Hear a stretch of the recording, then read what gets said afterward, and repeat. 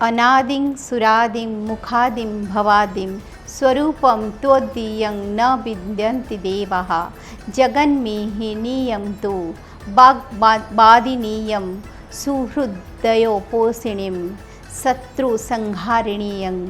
नमस्कार, उदय India digital में आपका स्वागत है। मैं हूँ उपाली अपराजिता। नवरात्रि के अवसर पर मैं आपको देवी जगदम्बा के अलग अलग ऐसे स्वरूपों की कथा सुना रही हूँ जिनके बारे में लोग बहुत कम जानते हैं। इस कड़ी में आज आपको एक ऐसी देवी प्रतिमा की कथा सुनाती हूँ जो दिन में 3 बार अपना स्वरूप बदलती है।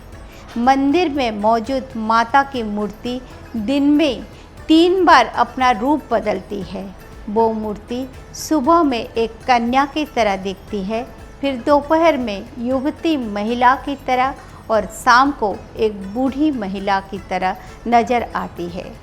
यह मंदिर है उत्तराखंड में, जिसे देवताओं की भूमि यानी देवभूमि के रूप में विश्व भर में जाना जाता है। विश्व प्रसिद्ध 4 धाम यानी बद्रीनाथ, केदारनाथ, गंगोत्री और यमुनोत्री उत्तराखंड में ही मौजूद है। इन चारों धामों की रक्षा मांगधारी देवी करती हैं, जो कि एक दिन में 3 बार अपना रूप बदलती है। मांगधारी देवी मंदिर का इतिहास द्वापर काल से जुड़ा है। कुछ ताम्र पात्रों में बताया गया है कि माँ भगवती धारी देवी की पूजा अर्चना करने के बाद पांडवों ने स्वर्गारोहण के लिए प्रस्थान किया था, जिसका सबूत यहाँ द्रौपदी शिला के रूप में विद्यमान था। लेकिन बाढ़ के आने के कारण वो शिला नदी की धारा में बह गई। यह प्राचीन मंदिर आज झील के ठीक बीचों बीच स्थित है। धारी देवी माँ काली का ही एक स्वरूप है, जो चारों धाम, पहाड़ों और तीर्थयात्रियों की रक्षा करती है। आदि गुरु शंकराचार्य ने भी यहाँ आकर पूजा अर्चना की थी। माँ धारी देवी की मूर्ति यहाँ नदी में समाई हुई थी, लेकिन धारी गांव के रहने वाले एक व्यक्ति के स्वप्न में आकर भगवती ने उन्हें उस स्थान का पता दिया था और उन्हें स्थापित करने को कहा। उनके बात को मानते हुए नौरतु नाम के उस व्यक्ति ने माँ की मूर्ति को नदी से बाहर निकाला और उनकी पूजा अर्चना की शुरुआत की। बाद में धारी गांव के नाम पर उन्हें धारी देवी कहा जाने लगा, जो कि स्थानवाचक है। वैसे देवी का नाम कल्याणी था। यह मंदिर पिछले कुछ सालों में बहुत ज़्यादा चर्चा में आया था।